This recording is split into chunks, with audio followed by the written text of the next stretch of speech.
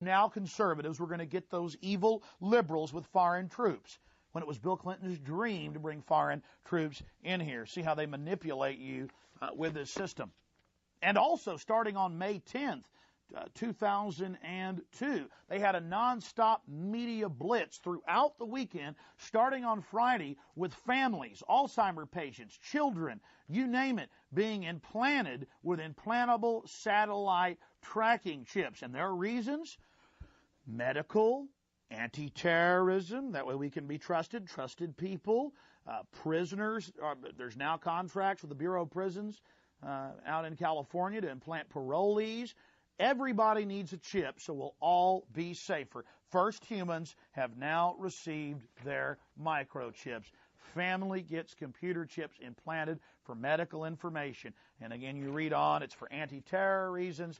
It's for everything you can imagine. And yes, emergency drill held at school. They're having thousands of these around the country. Men in black uniforms are in camouflage, dragging children out at gunpoint. The government's got to keep us safe, and they've got to take our liberties away to do it. And more reports coming out about how torture's good and how the U.S. Army has 30 ways to get al-Qaeda prisoners to talk. Maybe. But remember, at the same time, they've flown the Taliban and al-Qaeda leaders out and have been protecting them. They had bin Laden and his chieftains in their sights, the Air Force did, 10 separate times, and were ready to kill him with their Predator drones. But the CIA said no over and over again, and then helped airlift them out of the country. But that's okay. The Army can get trained on how to torture prisoners. Again, the same reports over and over again. And don't forget that the government planned all of this back in 1962 to hijack its own aircraft, to remote control them into buildings, to bomb Washington, D.C., to attack the Marines at Guantanamo Bay. The U.S. government was going to attack itself to blame it on enemies as a, quote, pretext for an invasion. The Northwoods document, the same system over and over and over again. Problem, reaction, solution. And they were getting the feds prepared for this back in 1999. Don't forget that in 93, the feds cooked the bomb and trained the drivers at the first World Trade Center attack and let that take place. Here's the 1999 FEMA training manual for police and EMS and firefighters. And there you have the World Trade Center complex in the crosshairs. Again, talk about throwing it in your face. They do it over and over again. It's like Governor Keating's brother writing that book, The Final Jihad, 2-3 years before the Oklahoma City tragedy, where a Tom McVeigh bombs the federal building. They love to throw it in your face. I guess it's part of the bragging rights or something. The list goes on and on. That is just some of the evidence of why the globalists would want to engage in this. Foreign troops, microchips, U.S. Army patrolling the streets, more federal funding and control, secrecy, total secrecy over federal agencies, sicking the CIA on the American people. Now let's look at some of the other reasons they pulled off September 11th that aren't domestic. It's about oil, ladies and gentlemen. The second biggest oil reserves, not just opium reserves, reside in Afghanistan. And all the other areas of the pipeline had been completed, other than the pipeline, the final spigot of the pipeline that ran through Afghanistan and then through Pakistan out to the Arabian Sea. The Taliban had been big buddies of the CIA. They'd been put into power by the CIA, again, part of the public record, but they'd suddenly started refusing to go along and play ball. That's when Osama bin Laden, the CIA double asset, was activated to order his terrorists to attack the U.S., hence creating a pretext for war. Then all the feds had to do was open the door and make sure the attack wasn't hindered by any good federal assets in Defense Intelligence or FBI, and they'd get their police state and their global takeover they needed. By the way, now Unocal is finishing that pipeline now that a puppet government's been put into power in Afghanistan.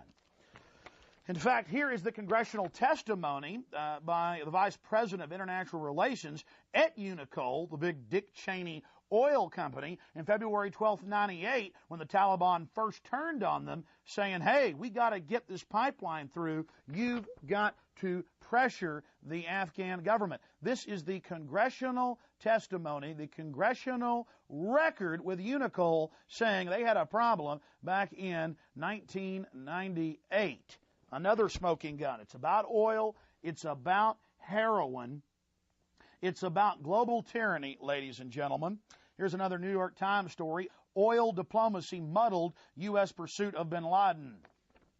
Again, ladies and gentlemen, they couldn't stop bin Laden before September 11th because he's in with the Saudis. Now let's look at insider trading, and a particularly risky type of insider trading. We're talking about put options or short selling.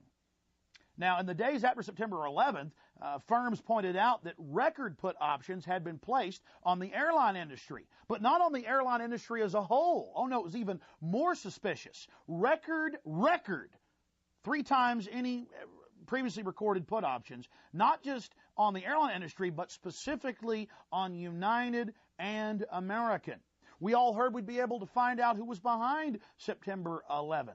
And then suddenly the story left our media almost entirely. That's because, ladies and gentlemen, on just cursory inspection, it turned out that it was Buzzy Krongard, now executive director of the CIA, who had been behind the put options. His company had placed almost all of the put options, and 3 other high-level CIA agents' names have been listed in mainstream media accounts. This is out of the London Independent, Buzzy Krongard. And then, of course, we haven't mentioned defense spending, record defense spending surrounding September 11th. And guess who owns the major firm making the profits off the defense spending? The principals in the Carlyle Group getting 1/2 of defense spending budget through their brokerage house.